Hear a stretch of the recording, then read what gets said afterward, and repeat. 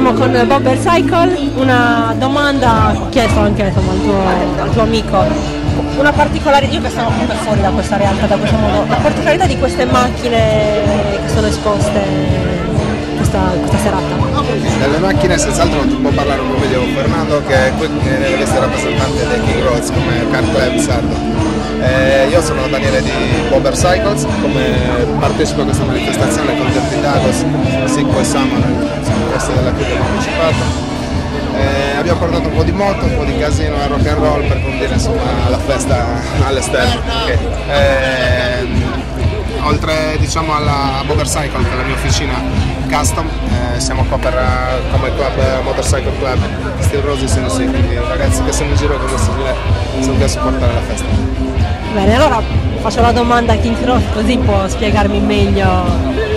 Niente, noi siamo il primo car club sardo, cioè tra virgolette car club perché per diventare car club c'è tutta una procedura particolare. Comunque siamo il primo gruppo di ragazzi che hanno creato una realtà di macchine americane qua in Sardegna.